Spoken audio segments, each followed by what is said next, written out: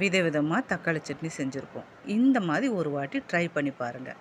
மறுபடியும் இதே தான் செய்வீங்க. எப்படி செய்யணும் பார்க்கலாமா? கடாயில் எண்ணெய் ஊற்றிக்கிங்க. எண்ணெய் ஊற்றினோன்னே எண்ணெய் காஞ்சோன்னே மல்லி 1/4 டீஸ்பூன், வெந்தயம் 1 ஸ்பூன், சீரகம் 1/2 ஸ்பூன், கடுகு 10லேருந்து 12 காஞ்ச மிளகா உங்கள் காரத்துக்கு ஏற்ற மாதிரி போட்டு நல்லா வறுத்து தனியாக எடுத்து ஆற வச்சுக்குங்க.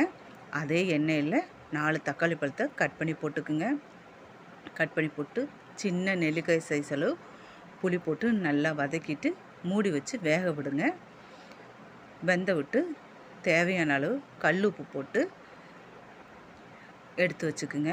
நம்ம வறுத்த மிளகாய், மல்லி, சீரகம், கடுகெல்லாம் மிக்ஸி ஜாரில் போட்டு ஃபஸ்ட்டு கொஞ்சம் கொரகொரப்பாக அரைச்சிக்குங்க. அரைச்சிட்டு அதுக்கப்புறம் நம்ம வதக்கி வச்ச தக்காளியும் போட்டு அரைச்சிருங்க. இந்த மாதிரி நல்லா கொஞ்சம் ஓரளவு ரொம்ப நைஸாக இல்லாமல் ஓரளவு கொரகொரப்பாக அரைச்சிக்குங்க. அரைச்சிட்டு இந்த மாதிரி அரைச்சி எடுத்துட்டு ஊற்றிட்டு இதுக்கு ஒரு தாளிப்பு கொடுத்துடலாம்.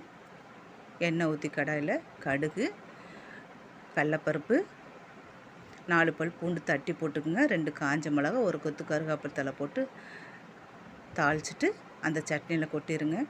இது இட்லி, தோசை எல்லாத்துக்கும் சூப்பராக இருக்கும். இதே மாதிரி நீங்களும் ட்ரை பண்ணி பாருங்கள்.